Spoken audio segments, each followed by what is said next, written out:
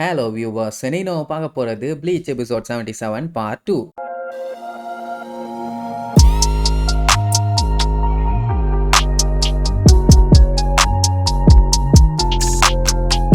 Open பண்ணா போன பாட்டுல கென்பச்சி கிட்ட சண்டைக்கு போறேன்னு இச்சினோசோ மொக்க வாங்கிட்டு ரிட்டர்ன் வந்தான்ல, அப்படி வந்தவனுக்கு ரொம்பவே அவமானமா போச்சு. ஸோ அந்த கேப்டனுக்கு கீழே என்னாலலாம் இருக்க முடியாதுட்டா அப்படின்னு சொல்லிட்டு சோல் சொசைட்டியை விட்டுட்டு கிளம்பிட்டான். அப்படி கிளம்புனவன் லிவிங் வேர்ல்டு கிட்ட வந்துட்டான். அவனுக்கே ஏன் இங்க வந்தோம் எதுக்கு வந்தோன்னு தெரியல. இதுல இன்னொரு பஞ்சாயத்து என்னன்னா, சோல் சொசைட்டில இருந்து லிவிங் வேர்ல்டுக்கு வரணும்னா பெர்மிஷன் வாங்கிட்டு தான் வரணும். இப்ப நம்ம பையன் வந்திருக்கதே இல்லீகல். அது ஒரு சீரியஸான கிரைம். தெரிஞ்சதுன்னா தூக்கி போட்டு வாயிலேயே மிதிப்பானுங்க. பட் அவனுக்கு இங்க இருந்து மறுபடியும் சோல் சொசைட்டிக்கு போறதுல சுத்தமா விருப்பமே இல்ல. அவனுக்கு அந்த சோல் சொசைட்டியை விட்டு ரொம்ப தூரம் தள்ளி போகணும், அவ்வளவுதான். அப்படி போயிட்டே இருந்தவன் ஒரு கட்டத்துல முடியாம அங்கேயே பொத்துன்னு விழுந்துருவான். முடியல, வெயில் மண்டை காயுது. அப்படி ஒரு வேலை இவன் இங்க இருந்து சோல் சொசைட்டிக்கு திரும்பி போகணும்னா அவனோட பழைய கேப்டன் இருந்தா மட்டும்தான் போவானாமா. இப்படி யோசிச்சுட்டு இருக்கும் போது பக்கத்துல அங்க மக்கள்லாம் கத்துற சவுண்டு, காப்பாத்துங்க காப்பாத்துங்க, நெருப்பு நெருப்புன்னு.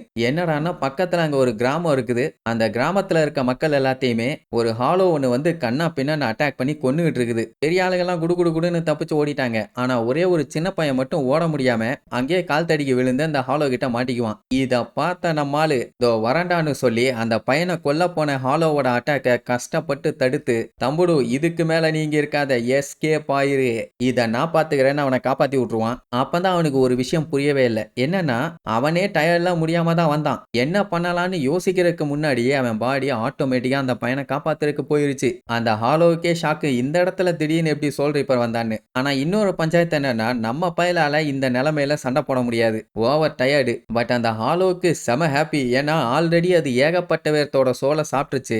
அது மட்டும் இல்லாம இப்போ சோல் ரீப்பர் வேற கிடைச்சிருக்கான்ல, அவனையும் சாப்பிட்டு நான் பவர்ஃபுல்லாக போறேன்னு கண்டபடி அட்டாக் பண்ணும். அந்த அட்டாக் எல்லாம் தடுக்க முடியாம ரொம்பவுமே கஷ்டப்படுவான். ஒரு கட்டத்துலங்கும் போது கையில இருக்க கத்தி தெரிச்சிரும். அந்த ஹாலோ அடிச்ச அடியில அப்படியே தெரிச்சு போவான். கன்ஃபார்மே பண்ணிட்டான், நம்ம சாகத்தான் போறோம்னு. அப்போ அவன் மைண்ட்ல அவன் சாக போறாங்கிற ரிலீஃப் இல்ல, சாவ நினைச்சு பயம்தான் இருக்குது. ஏதாச்சும் பண்ணி நம்ம தான் தப்பிக்கணும்னு கத்தி எடுக்கலான்ட்டு போனா குறுக்க காலை கொண்டு வந்து விட்டு அவனை எடுக்க விடாம தடுக்கும். அவ்வளவுதான், இதோட உன் கதை முடிஞ்சதுன்னு அதை அட்டாக் பண்ண வரும்போது திடீர்னு யாரோ ஒத்த வரல அதோட நெத்தியில வைப்பாங்க. அவ்வளவுதான், அசைய முடியாம அப்படியே ஃப்ரீஸ் ஆகி நின்றும். அந்த ஹாலோவுக்கே என்ன நடக்குதுன்னு தெரியல.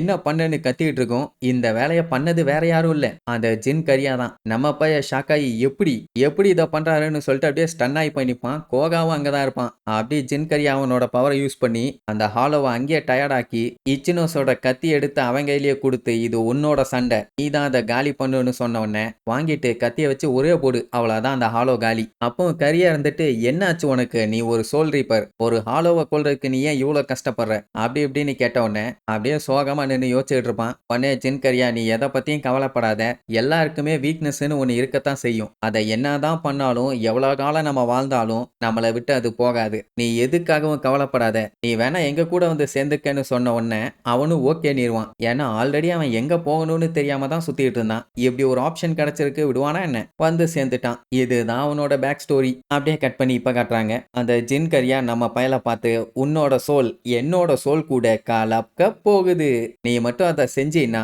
காலத்துக்கும் நீ சிறந்து விளங்கலாம். என்ன சொல்ற, என்ன நம்பி நீ என் கூட வரியாமா. நம்ம பையன் வழக்கமா சொல்றதான், போடா வெண்ண விளக்கென்ன, நான் தான் முடியாதுன்னு சொல்லிட்டேன்ல, திரும்பி திரும்பி நீ எத்தனை டைம் சொன்னாலும் முடியாதுதான்டான உடனே ஐயோ பாவம் பயலுக்கு இன்னும் விவரம் புரியலன்னு சொல்லிட்டு இருப்பான். அப்ப நம்மால பயங்கரமா அவனோட பவரை யூஸ் பண்ணி கத்திய வச்சு ஒரு போடு, ஆள் காலியா இருப்பான்னு பார்த்தா அசால்ட்டா எஸ்கேப் ஆகி வந்து இச்சிகோவோட செவினிலேயே ஒன்று வைப்பான். இதை நம்மால எதிர்பார்க்கவே இல்லை, அடிச்சு புரண்டு போய் விழுவான். அதுக்கப்புறம் எந்திரிச்சு நின்று முக்கிட்டு இருப்பான். அந்த டைமுங்கும் போது கேஷுவலா விரலை கொண்டு வந்து நெத்தியில மட்டும்தான் வைப்பான். அவனால மூவ் பண்ண முடியல. இதுல அவமானப்படுத்துவான், நான் உன்னை வேற லெவல்ல நினைச்சேன், ஆனா நீ அந்த அளவுக்கு இல்லைன்னு. இங்க நம்ம பையன் எவ்வளவு முக்கி பார்ப்பான், சுத்தமா அவனால மூவ் பண்ணவே முடியல. அதுக்கப்புறம் ஒரு சுண்டு தான் சுண்டுவான், செவுத்த உடச்சுக்கிட்டு நம்மளால தெரிச்சு போய் விழுவான்னு வைங்க. அதுக்கப்புறம் நேரா இச்சினோஸ்ட போய், நீ இவனை என்ன கொல்ல போறியா, நான் பார்த்த வரைக்கும் குயின்சி அளவுக்கெல்லாம் இவன் பெரிய லெவல்ல நமக்கு யூஸ்ஃபுல்லா இருக்க மாட்டான், அதனால நீ அவனை என்ன பண்ணுமோ பண்ணிக்காண்டிடுவான். அங்க நம்ம பையன் எந்திரிச்சு வந்து, டாய் என்னடா பேசிட்டு இருக்கீங்கன்னு கத்திட்டு கிடப்பான்.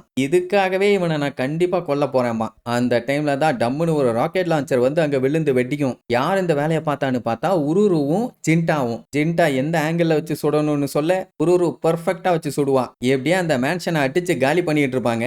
அப்பதான் யோரைச்சியோட என்ட்ரி. என்னடா இன்னும் ஆளை காணுமேன்னு பார்த்தேன். வந்துட்டால. அவளை பார்த்த உடனே பயங்கரமா எல்லாம் அட்டாக் பண்ணுவாங்க. ஆனா அவ தான் பெரிய ஆளாச்சே. அசால்ட் அவ பவரை யூஸ் பண்ணி அந்த எட்டத்தையே செதற அடிச்சுக்கிட்டு இருப்பா. இங்க நம்மால எல்லாம் பார்த்துட்டு என்னாச்சு, ஏதாச்சும் எர்த்துக்கு வேக்கா இல்ல தண்டரா இல்ல வேற ஏதாச்சும் பூகம்பமான்னு பதறுவாங்க. முடிஞ்ச அளவுக்கு பஞ்சாயத்து இல்லாம இந்த மேன்ஷனை விட்டு எஸ்கேப் ஆகலான்னு பார்த்தாங்க. ஆனா அங்க யாரோ பஞ்சாயத்தை கிளப்பிட்டாங்க.